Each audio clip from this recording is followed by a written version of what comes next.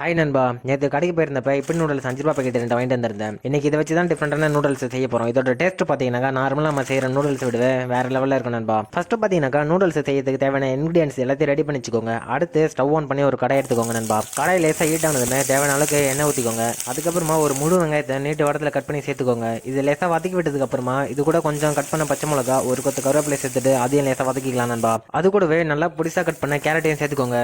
இது கூட பொடிசா கட் பண்ண பீன்ஸையும் சேர்த்துக்கிட்டு ஃபர்ஸ்ட் இது எல்லாத்தையும் நல்லா வதக்கி விட்டுக்கோங்க நண்பா. அதுக்கப்புறமா நீட்டு வடத்தில் கட் பண்ண ஒரு முழு தக்காளி இது கூட சேர்த்துக்கிட்டு அதையும் நல்லா வதக்கிக்கலாம் நண்பா. அடுத்து கேரட் பீன்ஸ் பாதி அளவுக்கு குக்கார வரைக்கும் தொடர்ந்து அதை கிளறி விட்டுக்கிட்டே இருங்க.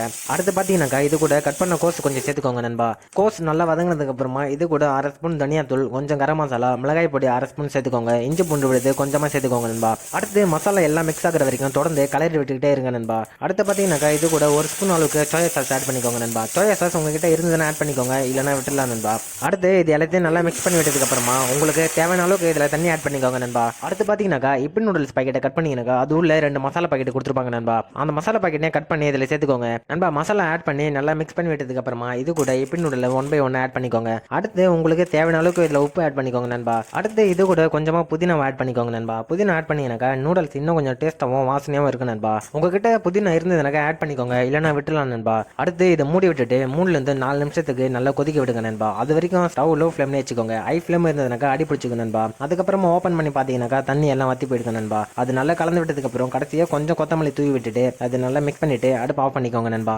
அடுத்து குக் பண்ண நூடுல்ஸ் ஒரு பிளேட்ல வச்சு சாப்பிட்டு பாருங்க நண்பா. டேஸ்ட் வேற லெவலில் இருக்கும். நீங்களும் இதே போல ட்ரை பண்ணி பாருங்க. இந்த வீடியோ பிடிச்சிருந்ததுனாக்கா மறக்காம நம்ம சேனலை சப்ஸ்கிரைப் பண்ணிக்கோங்க. நம்ம அடுத்த வீடியோல பார்க்கலாம் நண்பா.